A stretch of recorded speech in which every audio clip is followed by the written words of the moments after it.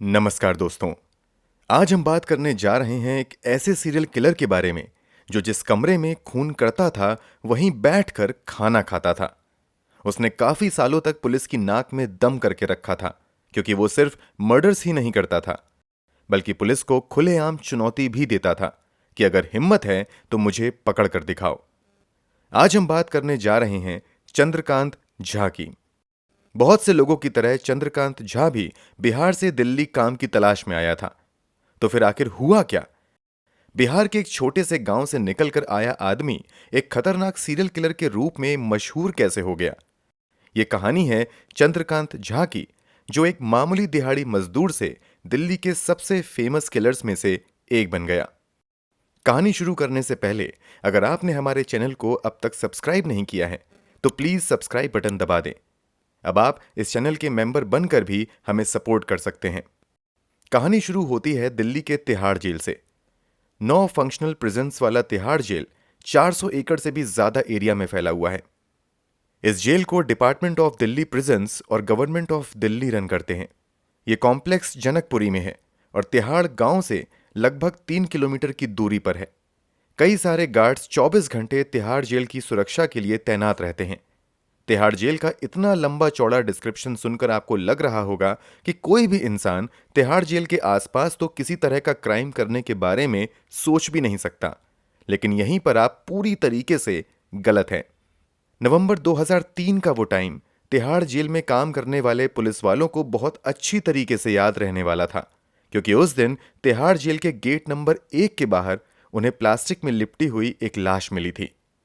लाश के साथ साथ खूनी ने पुलिस वालों के लिए एक चिट्ठी भी छोड़ी थी, जिसमें यह साफ साफ लिखा हुआ था कि मैं दिल्ली पुलिस के लिए आगे भी ऐसे गिफ्ट्स लाता रहूंगा। मुझे दिल्ली पुलिस से डर नहीं लगता और अगर पुलिस मुझे नहीं पकड़ पाई तो मैं इसी तरह से लोगों को मारता रहूंगा। पुलिस ने इस मामले में छानबीन करने की कोशिश की, लेकिन उस वक्त उनके हाथ ऐसा कोई सबूत नहीं लगा जिसके बेसिस पर आगे बढ़ा जा सके। इसी तरह से 2 साल बीत गए। वो लाश तिहाड़ जेल के बाहर किसने और क्यों फेंकी थी इसका पता नहीं चल पाया। लेकिन पुलिस को अब एक और तगड़ा झटका लगने वाला था, क्योंकि 20 अक्टूबर 2006 के दिन उनके पास एक कॉल आया। कॉल की दूसरी तरफ जो इंसान था उसने पुलिस वालों को एक ऐसी बात बताई जिसे सुनकर उनके होश उड़ गए। उसने बताया कि तिहाड़ जेल के गेट नंबर 3 के पास एक लाश को टोकरी में रखा गया है। इतना सुनकर कई सारे पुलिस वाले गेट नंबर 3 के पास जाकर इकट्ठा हो गए थे और तब उन्हें पता चला कि फोन करने वाला मजाक नहीं कर रहा था।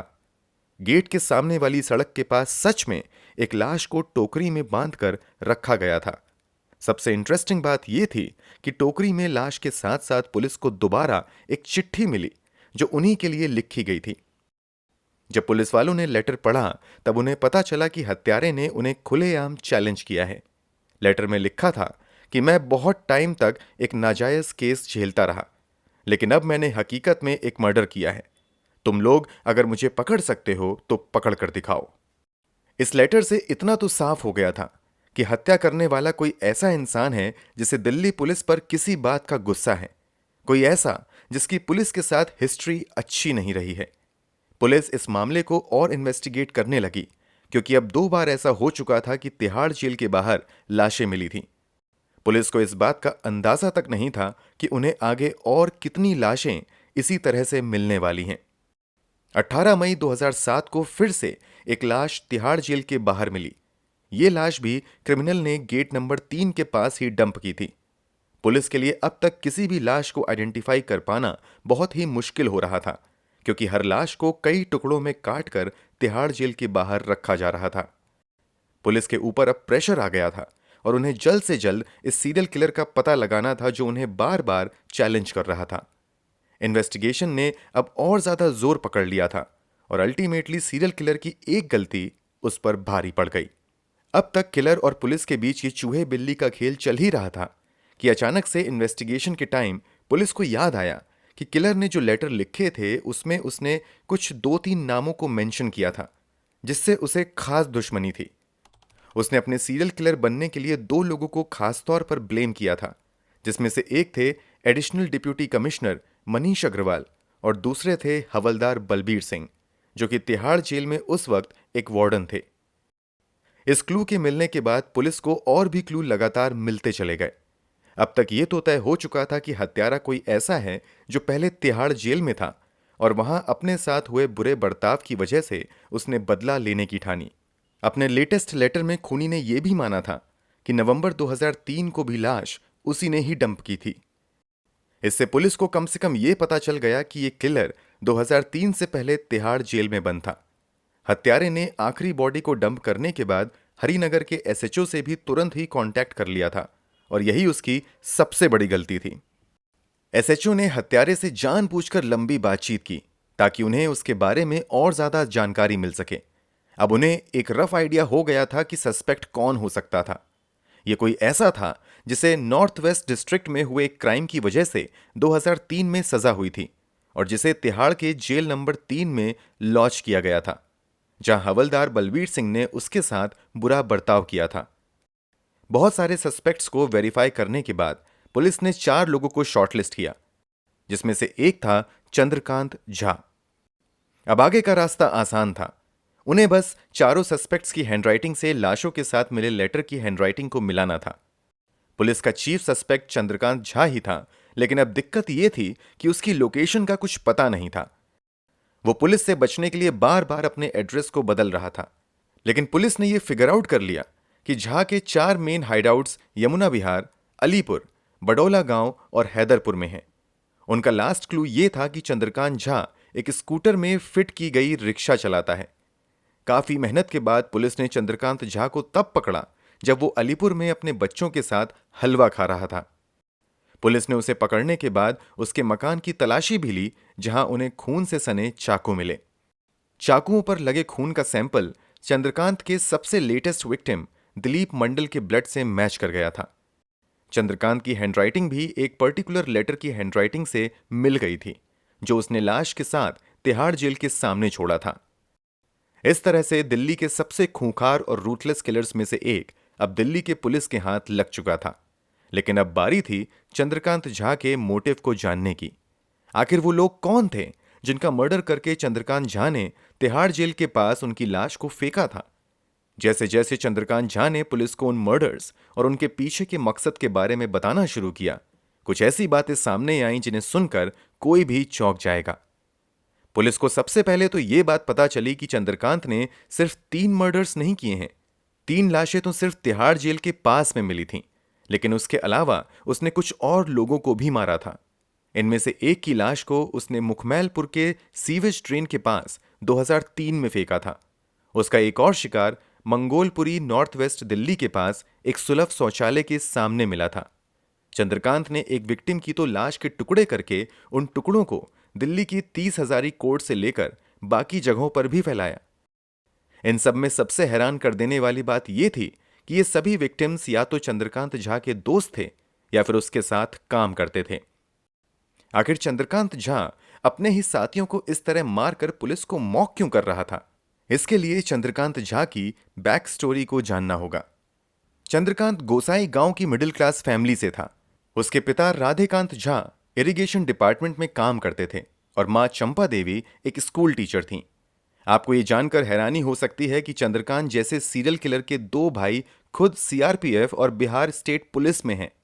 चंद्रकांत की मां अपनी नौकरी की वजह से ज्यादा टाइम घर पर बिता नहीं पाती थीं। यह भी बताया जाता है कि उसकी मां काफी स्ट्रिक्ट और गुस्सैल मिजाज की थीं, जिस वजह से चंद्रकांत को बचपन से ही प्यार नहीं मिला था। पढ़ाई में भी चंद्रकांत का कोई खास इंटरेस्ट नहीं था, जिसकी वजह से वो 8वीं क्लास से ही ड्रॉप लेकर दिल्ली में सब्जी बेचने आ गया था। चंद्रकांत दिल्ली की आजादपुर मंडी में सब्जी बेचने का काम करने लगा था। वो शुरू से ही गलत बातों को बिल्कुल भी बर्दाश्त नहीं कर पाता था, फिर चाहे वो गलत बात कितनी भी छोटी सी ही क्यों ना हो। सब्जी मंडी में उनका एक पंडित नाम का सुपरवाइजर उनसे दुकान लगाने के लिए काफी भारी पैसा लेता था। चंद्रकांत को यह बात बिल्कुल भी पसंद नहीं आई और एक दिन उसकी पंडित के साथ झड़प हो गई। दोनों का झगड़ा इतना बढ़ गया कि चंद्रकांत ने एक तेज धार वाले चाकू से पंडित का हाथ काट दिया। घबराया हुआ पंडित सीधे पुलिस के पास भागा और चंद्रकांत के खिलाफ कंप्लेंट दर्ज करवाई। इस वजह से चंद्रकांत को अगले 3 साल जेल में काटने पड़े थे। यही वो टाइम था जब चंद्रकांत का सामना हुआ हवलदार बलबीर सिंह से, जिसने उसे कुछ ज्यादा ही टॉर्चर किया था। बलवीर सिंह अक्सर बाकी कैदियों के सामने चंद्रकांत के सारे कपड़े उतरवा देता और बुरी तरह से पीटता था। चंद्रकांत को बलवीर सिंह की वजह से जेल में काफी ह्यूमिलिएशन फेस करना पड़ा था। जेल से निकलने के बाद चंद्रकांत पूरी तरह से बदल चुका था। वो पुलिस से और सिस्टम से बदला लेने के बारे में ही सोचा करता था। चंद्रकांत पहले एक बहुत ही सेंसिटिव इंसान हुआ करता था, जो बिहार से आए बाकी इमिग्रेंट्स की मदद करता, लेकिन अब वो एक बहुत वायलेंट इंसान बन चुका था। इसी बीच चंद्रकांत की शादी भी हुई, जिसके बाद उसके 5 बच्चे हुए, लेकिन उसने अपनी बीवी और बच्चों को अपने साथ नहीं रखा। उसे डर था कि पुलिस आकर उसके बीवी बच्चों को भी परेशान करेगी। चंद्रकांत अब भी बिहार से आए इमिग्रेंट से दोस्ती करके उनकी मदद करता था, लेकिन उसे ऐसे लोगों से सख्त नफरत हो जाती थी जो उससे थोड़ा सा भी झूठ बोलते थे या जिनका बर्ताव उसके हिसाब से अच्छा नहीं था। चंद्रकांत का पहला शिकार पंडित था, वही पंडित जिससे उसका झगड़ा हुआ था। पंडित के कत्ल के बाद पुलिस ने उसे वापस अरेस्ट किया था, लेकिन प्रॉपर एविडेंस ना मिलने की वजह से वो छूट गया था। इसके बाद उसने अपने सेल्फ डिफेंस के लिए कराटे भी सीखा था। पंडित के मर्डर के बाद कुछ वक्त तक चंद्रकांत की जिंदगी में सब कुछ एकदम नॉर्मल था, लेकिन फिर एक और घटना हुई जिसने उसे एकदम से ट्रिगर करके उसके अंदर सो रहे शैतान को जगा दिया था। उसका एक साथी शेखर उसके साथ ही रहता था। उसने चंद्रकांत को बताया था कि वो शराब को हाथ तक नहीं लगाता था, लेकिन सच्चाई ये थी कि उसे ड्रिंक करने की आदत थी। जब चंद्रकांत को यह पता चला कि शेखर ने उससे झूठ कहा था, तब उसे बहुत गुस्सा आया और उसने सीधे जाकर शेखर से बात की। शेखर को उस वक्त तक चंद्रकांत का गुस्सा मजाक लग रहा था। चंद्रकांत ने उससे कहा कि वो उसे झूठ बोलने की सजा देगा। शेखर ने इस बात को भी सीरियसली नहीं लिया था। उसे हैरानी हो रही थी कि चंद्रकांत इतनी छोटी सी बात का इतना बड़ा इशू क्यों बना रहा है। उसने मजाक मजाक में चंद्रकांत से कह दिया कि तुम मुझे जो चाहो सजा दे सकते हो। उसे नहीं पता था कि उसका मजाक उस पर इतना भारी पड़ेगा। उसी दिन चंद्रकांत ने शेखर का गला घोंटकर उसकी हत्या कर दी। जब उसने शेखर की लाश को देखा, तब उसे बिल्कुल भी गिल्ट नहीं हुआ। उल्टा उसे यह हत्या एक वर्क ऑफ आर्ट लगी और उसने अपने पॉइंट एंड शूट कैमरे से शेखर की लाश की फोटो भी ली। इसके बाद उसने बॉडी को सीवेज ड्रेन में ले जाकर फेंक दिया। यह चंद्रकांत का दूसरा नोन मर्डर था। तीसरा खून उसने किया था उमेश नाम के इंसान का, जिसकी नौकरी उसी ने लगवाई थी। वो बस उमेश की किसी बात पर झूठ बोलने की वजह से बुरी तरीके से ट्रिगर हो गया और उसकी हत्या कर दी। इस बार चंद्रकांत एक स्टेप और आगे गया। उसने उमेश को मारने के बाद लाश के टुकड़े भी किए। उमेश की ही लाश थी जिसने उसने सबसे पहले तिहाड़ जेल के गेट नंबर 1 के पास चिट्ठी के साथ छोड़ी थी। उसके बाद चंद्रकांत 2 साल तक एकदम शांत रहा, लेकिन फिर 2005 में उसने गुड्डू नाम के एक इंसान की हत्या सिर्फ इसलिए कर दी क्योंकि उसे गुड्डू का गांजा पीना पसंद नहीं था। गुड्डू की लाश मंगोलपुरी के एक सुलभ शौचालय के पास मिली थी। 2006 में चंद्रकांत झा ने अमित मंडल नाम के अपने एक साथी की हत्या कर दी थी, क्योंकि उसे शक था कि वो लड़कियों पर बुरी नजर रखता है। अमित मंडल की ही लाश वो दूसरी लाश थी जो पुलिस को तिहाड़ जेल के गेट नंबर 3 के पास मिली थी। अमित मंडल को मारने के बाद ही चंद्रकांत ने पुलिस वालों का मजाक उड़ाने के लिए उन्हें फोन भी किया था। अप्रैल 2007 में चंद्रकांत ने उपेंद्र नाम के एक शख्स को सिर्फ इसलिए मार दिया क्योंकि उसे शक था कि उसका अफेयर उसकी बेटी की किसी दोस्त के साथ है। जब चंद्रकांत से बयान लिया गया तो उसने बताया कि उपेंद्र को मारने के बाद वो आराम से अपने कमरे में खून से सने फर्श पर बैठ गया और खाना खाते हुए उसकी लाश को घूरता रहा। अपना खाना खत्म करने के बाद वो उठा और उपेंद्र की बॉडी को कई टुकड़ों में काटा। बाद में उपेंद्र की ही लाश के कई टुकड़े दिल्ली के 30 हजारी कोर्ट और बाकी जगहों पर फैले मिले थे। इससे भी शॉकिंग इंसिडेंट जस्ट 1 महीने बाद मई 2007 में हुआ, जब चंद्रकांत ने अपने दोस्त दिलीप को सिर्फ इसलिए मार दिया क्योंकि उसने उसके कमरे में नॉनवेज खाकर झूठी थाली को वहीं मेज पर छोड़ दिया। दिलीप की लाश वो तीसरी लाश थी जिसे चंद्रकांत ने तिहाड़ जेल की बाउंड्री के पास छोड़ा था। ये सिर्फ वो मर्डर्स हैं जिनके बारे में पब्लिक डोमेन में इंफॉर्मेशन है। चंद्रकांत के गांव वालों के हिसाब से तो उसने और भी कई सारे खून किए हैं। गोसाई गांव, जहां चंद्रकांत का बचपन बीता, वहां के लोग आज भी उसके खौफ में जीते हैं। चंद्रकांत के केस में सबसे खास बात यह थी कि किसी भी मर्डर की वजह बहुत बड़ी नहीं थी। उसने बहुत ही छोटी छोटी बातों के लिए अपने दोस्तों का खून कर दिया। ऐसी बातें जिन्हें हमारे आपके जैसे नॉर्मल लोग इग्नोर करके लाइफ में आगे बढ़ जाते हैं। चंद्रकांत ने अपने एक कमरे वाले मामूली से घर में इतनी भयानक हत्याएं की, उनकी लाश की फोटो ली और उन्हें मारने के बाद वहीं बैठकर खाना भी खाया। ये सारी साइकोपैथिक टेंडेंसीज हैं और इससे यही पता चलता है कि वो कितना वॉयलेंट और मेंटली सिक इंसान था। चंद्रकांत ने किन किन लोगों का खून किया, इसका पता तो फिर भी बहुत से लोगों को है, लेकिन उसके हाथों से बचने वाले लोगों की बहुत कम बात की जाती है। इन्हीं बचने वालों में से एक था जाधव, जिसकी चंद्रकांत से अच्छी जान पहचान थी। चंद्रकांत ने एक दिन जाधव को अपने घर पर बुलाया। जब जाधव अंदर गया तो अंदर का नजारा देखकर बुरी तरह से हैरान रह गया। उसने देखा कि चंद्रकांत के कमरे में 3 लोग रस्सियों से बंधे हुए थे। उन सबकी आंखों में डर साफ दिख रहा था। चंद्रकांत ने जाधव से कहा कि उसे इन तीनों को मारने में उसकी हेल्प चाहिए। जाधव पहले तो पूरी तरह से ब्लैंक हो गया, लेकिन उसके बाद में समझ में आ गया कि अगर उसने चंद्रकांत की बात से एग्री नहीं किया तो उसका हाल भी इन तीनों जैसा हो सकता है। जाधव के दिमाग में तब एक आइडिया आया। उसने कहा कि उसे बहुत भूख लगी है और वो चंद्रकांत की मदद तभी कर पाएगा जब उसे खाना मिलेगा। चंद्रकांत उसके लिए खाना लेने जैसे ही बाहर गया, जाधव ने फुर्ती दिखाई और उन तीनों लोगों को आजाद कर दिया। वो सभी लोग अपनी जान बचाकर उसके घर से भागे। अब चंद्रकांत जेल में है, लेकिन अब भी जाधव और उसके साथ भागे लोगों के मन में उसका डर एकदम ताजा है। उन्हें अब भी ऐसा लगता है कि चंद्रकांत जेल से छूटा तो पक्का उन्हें मार देगा। चंद्रकांत की हिम्मत आखिर इतनी कैसे बढ़ गई थी कि उसने खून तो किए ही, लेकिन साथ ही जस्टिस सिस्टम को भी एक तरीके से खुला चैलेंज दे दिया। इसमें थोड़ा कंट्रीब्यूशन हमारे जस्टिस सिस्टम का भी है। चंद्रकांत झा को लगता था कि पुलिस डिपार्टमेंट बहुत ही नाकारा है और उसे पकड़ नहीं सकता, जिसकी वजह से वो काफी ओवर कॉन्फिडेंट हो गया था। जब कोर्ट में उसका ट्रायल हुआ तब भी पुलिस की एक बड़ी गलती की वजह से उसे जमानत मिल गई। गलती ये थी कि पुलिस को जब लाश के पास से लेटर मिला तो उसे सीलबंद नहीं किया गया था। वो लेटर बस एक पुलिस वाले के हाथ से दूसरे पुलिस वाले के हाथ में घूम रहा था। उन्होंने वो लेटर फॉरेंसिक डिपार्टमेंट में भी ऐसे ही भेज दिया था। यहां तक कि चंद्रकांत झा के खिलाफ 7 लोगों के खून की जो चार्जशीट फाइल की गई थी, उसमें भी लेटर का कहीं कोई मेंशन नहीं था। इस वजह से कोर्ट ने चंद्रकांत को जमानत दे दी थी, लेकिन इस बार पुलिस वाले उसे बचकर जाने देने के मूड में नहीं थे। फिर उन्होंने एक बार फिर से आखिरी विक्टिम दिलीप मंडल के ब्लड सैंपल के बेसिस पर वापस से अर्जी डाली।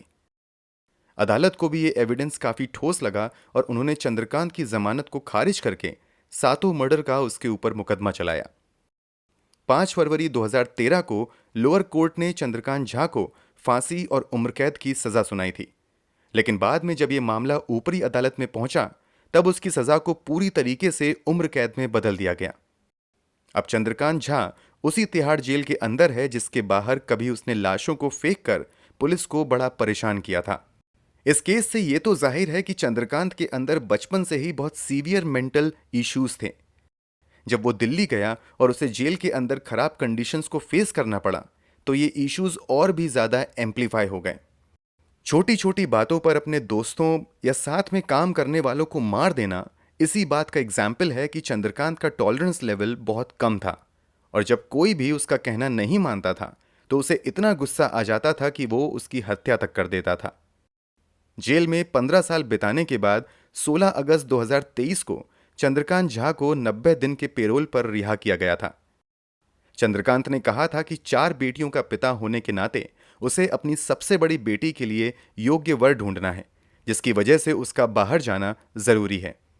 जितने भी दिन वो बाहर था, पुलिस ने उस पर कई तरह की बंदिशें लगाईं, जो कि जरूरी भी था। इस केस से ये समझ में आता है कि सिर्फ मिडिल क्लास या अपर क्लास ही मेंटल इश्यूज का शिकार नहीं होते।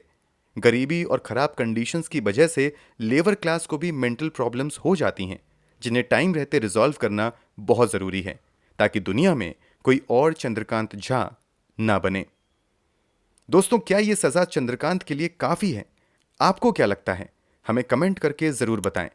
ऐसी और कहानियों के लिए हमारे चैनल की मेंबरशिप लेना ना भूलें, तब आप हमारी कहानियां सबसे पहले सुन पाएंगे। मिलते हैं अगली कहानी में, तब तक अपना ख्याल रखें।